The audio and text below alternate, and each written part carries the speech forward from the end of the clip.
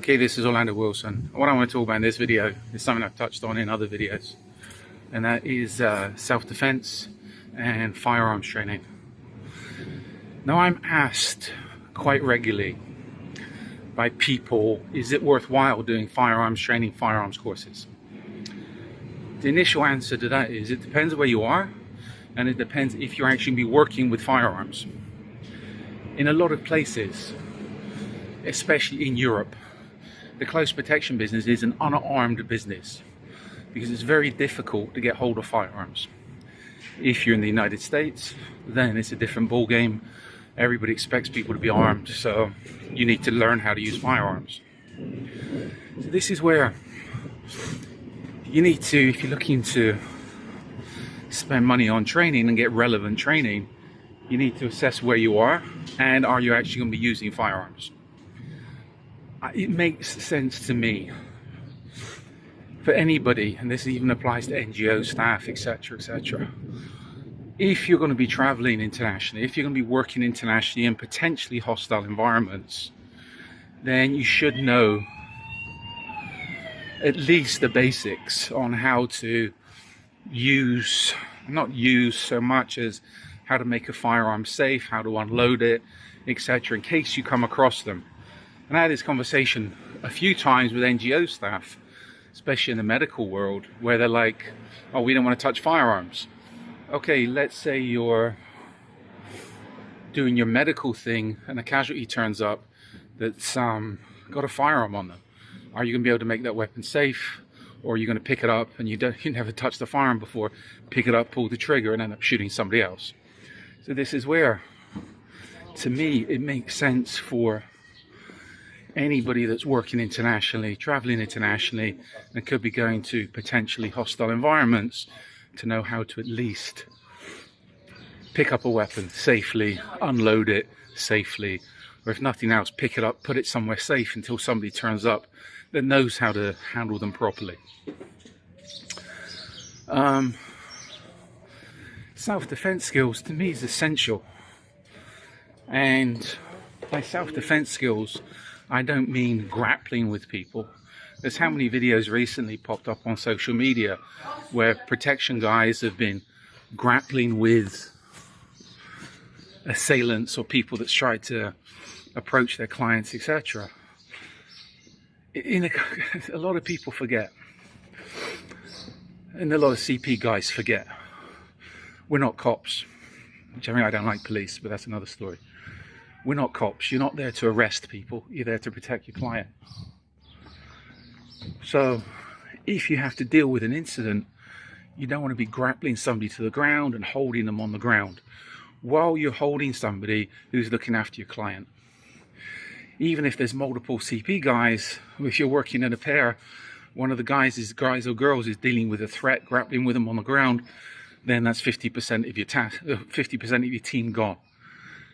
If you're learning self-defense skills, to me it needs to be more of the stand-up skills where if you have an incident, you end it as quickly as possible, leg sweep, punch to the jaw, depending where you are, depending on use of force you can use, and you always must understand the laws on use of force, you end the situation as quickly as possible. To me, for close protection, the unarmed technique I've used the most has been the leg sweep. And that's easy. You can set somebody up, they're causing you a problem, take the leg out, put them on the floor, and just get the hell out of the area. If you're working in a team, one person deals with a threat as the other person's getting the client out of the way. No need for sexy techniques, no need for grappling, etc. By the time the person gets up, client should be gone, and you should be ready to counter him with something heavier if necessary. But again, the close protection is not about fighting. Fighting is a last resort. It's about avoiding the problem. So, firearms, if you're working with firearms on a daily basis, if you're working armed, yes, it's essential you have firearm skills.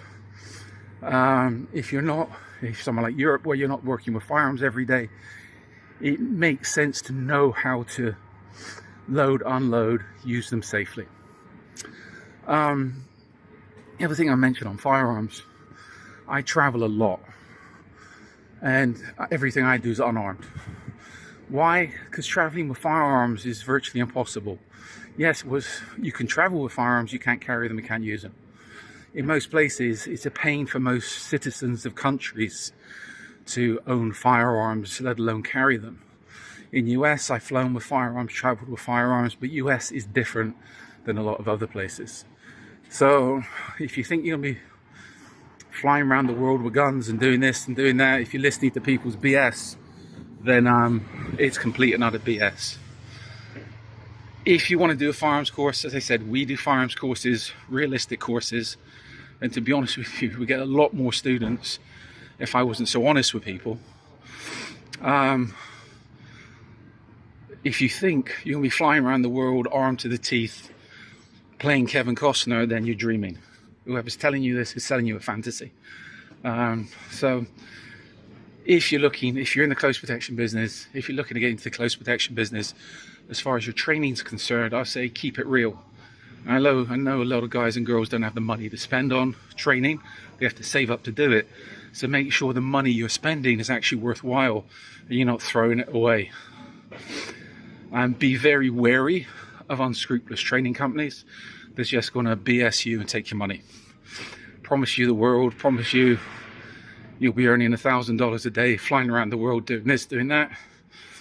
And in reality, they're selling you a piece of paper, selling you a certificate that other people in the business would laugh at. So, just my opinion on firearms and self-defense skills. So in the meantime, follow me along on social media. We've got a load of videos up at the moment on YouTube. I like LinkedIn and also X. We've got a lot more videos coming up. I've taken a break for a while, but we're back into it. I've got an array of books up on Amazon, and we should be running our courses again towards the end of the year. Why? We've just been too busy, so I need to reorganize that as things seem to be quieting down a little bit. So in the meantime, keep your training real. Don't be BS'd by unscrupulous training companies, and as always, be good, stay safe, and stay out of trouble.